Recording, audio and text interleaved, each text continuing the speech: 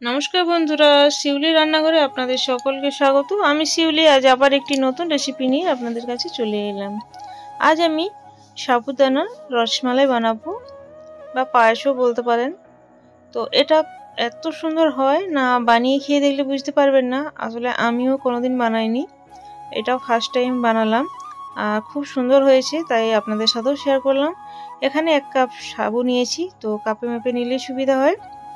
তো সাবুটা প্রথমে একটা বড় পাত্রের মধ্যে নিয়ে নিলাম, আর এটা জল পাল্টে পাল্টে 2-3 বার ধুয়ে নেব। সাবুটা প্রথমে একটু ধুয়ে নিতে হবে, আর ধুয়ে নিয়ে জলটা ঝরিয়ে নেব। তো এখানে আমি ছোট দানা সাবুটা ব্যবহার করেছি, আপনারা বড় দানা সাবুটাও ব্যবহার করতে পারেন। তো জলটা ঝরিয়ে নেওয়ার পর আমি এবার ওই কাপে মেপে 1/2 কাপ জল আমি এখানে দিয়ে দেবো। 1 কাপ পুরোটাই দেবো না, 1/2 কাপ দেবো, কারণ সাবুটুকু ভিজে থাকলেই হবে, মানে খুব বেশি অতিরিক্ত দেওয়ার প্রয়োজন নেই। সামান্য লবণ দিয়ে আমি ঢাকা দিয়ে 15 থেকে 20 মিনিটের মতো রেখে দেব। আর এই সময় রাখার পরে কিন্তু সাবুতে পুরো জলটাই টেনে নেবে সাবুর মধ্যে। দেখুন ঝুরঝুরে হয়েছে। আর এবার হাত দিয়ে আমি মেখে দেব।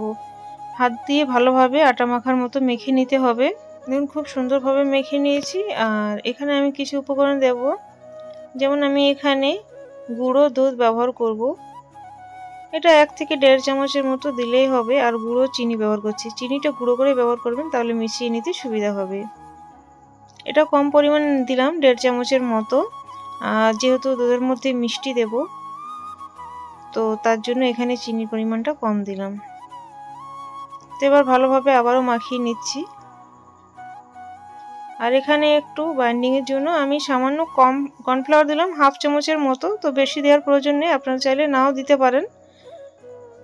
তো কিছুক্ষণ যেহেতু নরম ছিল, আমি এভাবে কিছুক্ষণ রেখে দেব, তাহলে ওটা আবার মানে ছোট ছোট বল আকার করার জন্য রেডি হয়ে যাবে। এখানে আমি দেখুন 750 ml মতো দুধ নিয়েছি। আর দুধটা আমি এবার জাল করে নেব। আর কিছুক্ষণ পরে দেখুন সাবুর যে মিশ্রণটা মানে ডোয়ের মতো হয়ে গিয়েছে, খুব সুন্দর। হাতে আমি ভালোভাবে একটু ঘি মাখিয়ে নিয়েছি। ঘি মাখিয়ে নিলে বলের মতো করতে সুবিধা হবে। তো আমি ছোট ছোট বল বানিয়ে নিচ্ছি এভাবে। একটা বানিয়ে নিলাম, আর একটা দেখিয়ে নিচ্ছি। এখানে এটা নরম থাকলেও কোনো অসুবিধা নেই, এরকম যেরকম নরম আছে। তো আমি এরকমভাবে সব বলগুলোই বানিয়ে নেব। আর এদিকে দুধটা একবার জাল করে নেওয়ার পর আমি গুঁড়ো দুধ দিয়ে নিলাম 2 চামচের মতো, ভালোভাবে মিশিয়ে নেব। আর খুব বেশি ঘন করার প্রয়োজন নেই, একটু ভালো করে ফুটিয়ে নিলেই হবে। কিছুক্ষণ ফুটিয়ে নেওয়ার পরে দেখুন আমি সব বলগুলো বানিয়ে নিয়েছি ছোট ছোট মিষ্টির মতো। এটা কিন্তু ফুলে ডবল হয়ে যাবে, তাই সাইজটা খুব বেশি বড় করার দরকার নেই। তবে আমি গ্যাসটা একটু লো করে নিয়ে প্রথমে আমি এই সাবুর বলগুলো সব দিয়ে নেব। এখানে প্রথমে লো টু মিডিয়াম আছে কিছুক্ষণ ফুটিয়ে নিয়ে তারপর আঁচটা বাড়িয়ে নেব। তো প্রথমে সব বলগুলো দিয়ে নিচ্ছি। তো একবার হলেও আপনারা বাড়িতে ট্রাই করে দেখবেন, এইরকমভাবে খুব সুন্দর হয়, আশা করছি নিরাশ হবেন না। তো সবগুলো দেওয়া হয়ে গিয়েছে। এবার আমি একটা হাতার সাহায্যে মানে দুধটা চারিদিকে করে নেবো, এরকমভাবে সব বলগুলো উপরে দিয়ে নেব। আর আঁচটা আমি এখানে মিডিয়াম রেখেছি, আর মিডিয়াম আছে আমি প্রথমে কিছুক্ষণ ফুটিয়ে নেব। আর কোনো রকম ভয় নেই, এই বলগুলো কিন্তু গলে যাবে না। তো উপরে যখনই ভেসে উঠবে জানবে যে হয়ে গিয়েছে। তো এখনও উপরে ভাসেনি। এবার আঁচটা আমি কিন্তু বাড়িয়ে দেব। খুব সুন্দর হয়েছে, দেখুন বাড়তে শুরু হয়েছে, মানে আরও বড় হয়ে যাবে। বন্ধুরা, আমার এই রেসিপিটা ভালো লাগলে প্লিজ লাইক শেয়ার কমেন্ট করে সাবস্ক্রাইব করে পাশে থাকবেন। পাশে দিয়ে বেলটা প্রেস করে অল করে দেবেন, তাহলে নিত্য নতুন ভিডিও বা রেসিপি সবার আগে আপনাদের কাছে পৌঁছে যাবে। বেশি ভালো লাগলে প্রিয়জনদের মধ্যে শেয়ার করতে ভুলবেন না।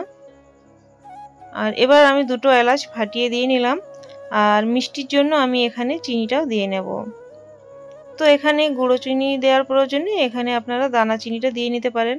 আর যেরকম মিষ্টি খাবেন সেই হিসেবে মিষ্টিটা এখানে অ্যাড করে দেবেন। তো ওইটুকু সাবুর মধ্যে দেখুন কতগুলো মানে সাবুর মিষ্টি বা সাবুর বল যেটাই বলুন, তো কতগুলো হয়েছে, অনেক হয়েছিল।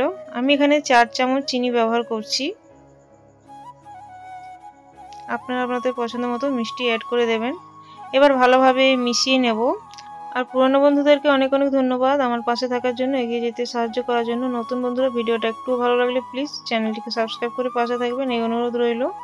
দেখুন বলগুলো পুরো উপরে উঠে গিয়েছে। আর এই অবস্থায় কিন্তু আমি গ্যাসটা অফ করে দেবো, কারণ এর থেকে আর বেশি ফোটাবো না, নয়তো আরও ঘন হয়ে যাবে, কারণ যেটা আছে এর তুলনায় কিন্তু আরও ঘন হয়ে যাবে। আর দেখুন আমি ওটা ঠান্ডা করে আপনাদের কাছে পরিবেশন করছি। এটা আপনারা ফ্রিজে রেখেও খেতে পারেন কিংবা এরকমই খেতে পারেন। তো কি দারুণ দেখতে হয়েছে, আর খেতেও কিন্তু দুর্দান্ত হয়েছিল। কমেন্টে অবশ্যই জানাবেন আপনাদের কেমন লাগলো। আজ তাহলে আসছি বন্ধুরা, পরে একটি নতুন ভিডিও বা রেসিপি নিয়ে আবার দেখা হবে। ধন্যবাদ ধৈর্য ধরে আমার এই ভিডিওটা দেখার জন্য। Thanks for watching.